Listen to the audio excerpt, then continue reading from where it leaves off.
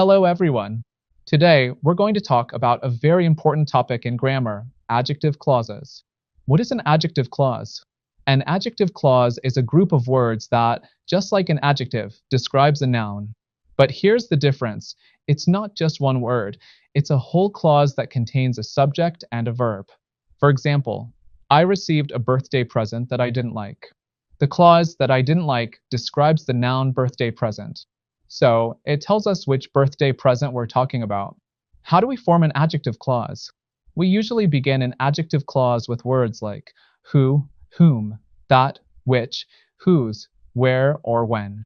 Let's look at some examples. 1. You have to trust sellers whom you've never met.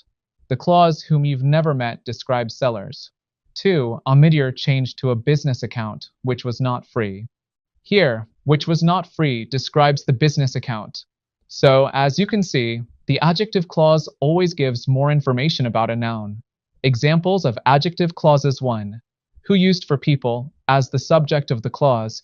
The teacher who explained the lesson is very patient.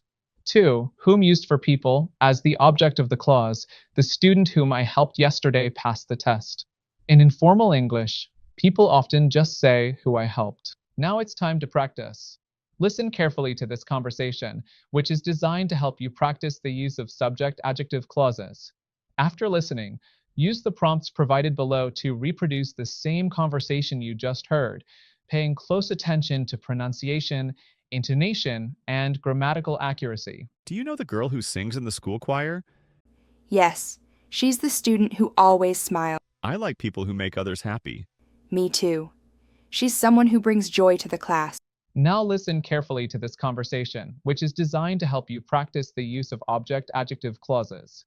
After listening, use the prompts provided below to reproduce the same conversation you just heard, paying close attention to pronunciation, intonation, and grammatical accuracy. Do you remember the man whom we met yesterday? Yes, he's the teacher whom everyone respects. I like people whom I can trust. Me too. 3. That used for people, animals, or things, essential information. This is the book that I was telling you about. Now it's time to practice. Listen carefully to this conversation, which is designed to help you practice the use of subject and object-adjective clauses with the relative pronoun that. After listening, use the prompts provided below to reproduce the same conversation you just heard, paying close attention to pronunciation, intonation, and grammatical accuracy. Did you see the movie that everyone is talking about? Yes, I watched it last night. It's the one that won several awards. Really? I don't like movies that are too long. I know. But this one has a story that keeps you interested from start to finish. 4. Which used for animals or things, often with commas if the information is extra. My laptop, which I bought last year, still works perfectly. Did you see my new laptop? Yes. Is that the one which you bought last year? No, this is a new one. The old laptop, which I bought last year, stopped working. Oh, I see. I prefer computers which are easy to carry. Me too. That's why I got this one. 5. Who shows possession for people or things. She's the artist whose paintings are displayed in the gallery. Now it's time to practice. Listen carefully to this conversation, which is designed to help you practice the use of adjective clauses with the relative pronoun whose. After listening, use the prompts provided below to reproduce the same conversation you just heard, paying close attention to pronunciation, intonation, and grammatical accuracy. Do you know the woman whose son studies at our school? Yes. She's the teacher whose husband is a photographer. 6. Where refers to a place. This is the cafe where we first met. 7. When refers to a time. I remember the day when I got my first job. Now it's time to practice. Listen carefully to this conversation, which is designed to help you practice the use of adjective clauses with the relative pronouns where and when. After listening, use the prompts provided below to reproduce the same conversation you just heard, paying close attention to pronunciation, intonation, and grammatical accuracy. Do you remember the cafe where we first met? Of course.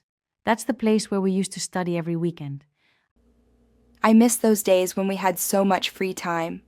We should go back to that cafe where they make the best coffee. Sometimes there's no marker sometimes. We don't even need a connecting word.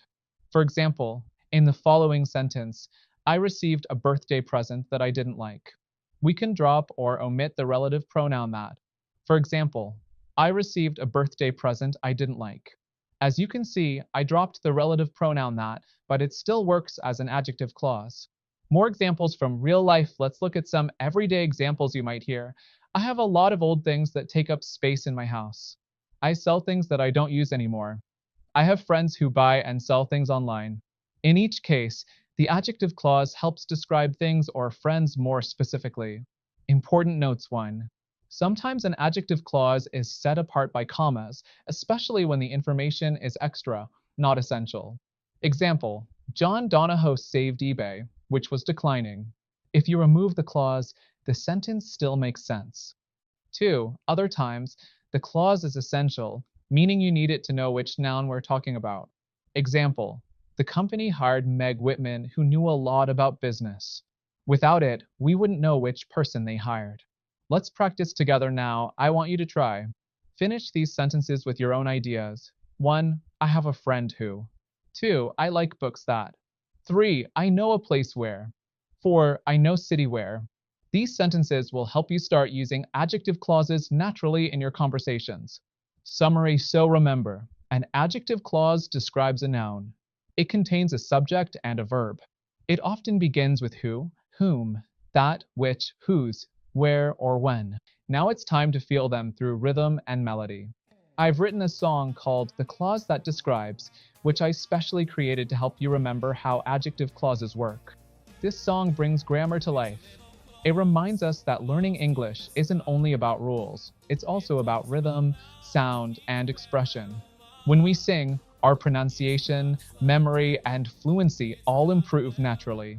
You'll notice how each line in the song reinforces the key words who, whom, that, which, whose, where, and when, the connectors that make our sentences richer and more descriptive. So get ready, let's sing, clap our hands, and enjoy learning together. Feel the beat, follow the words, and let the music help you master adjective clauses. Here it is, musical notes, the clause that describes.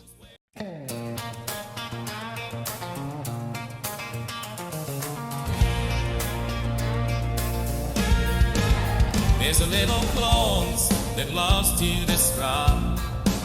It talks about nouns, keeps grammar alive.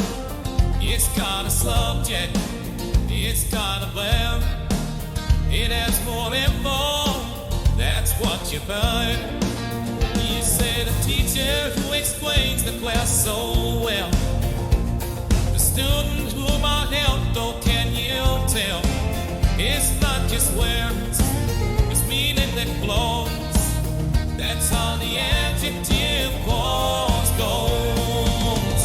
Who, that, which, whose, where, when. They're the words that connect. Again and again they tell us more. They make things clear. Adjective clauses, let's see. This is the book that I told you about, the cafe where we met, without a doubt. She's the artist who's painting sound. The day when I got that job provided. Sometimes you thought the word that's okay, like the gift I didn't like. But wait, essential or extra use commas, right? Adjective clauses make you right and fine. Teacher, what does who describe? It's used for people, that's right. And when you're there with things, oh yeah, that's right. Where means place, when means time, and who shows something that's mine. Whom, that, which, whose, when, when. They're the words that connect. Again and again they tell us more. They make things clear. Adjective clauses, let's see. So when you speak, or when you write, use adjective clauses to make it right. They tell us whence, they tell us who. Now you can teach this grammar too.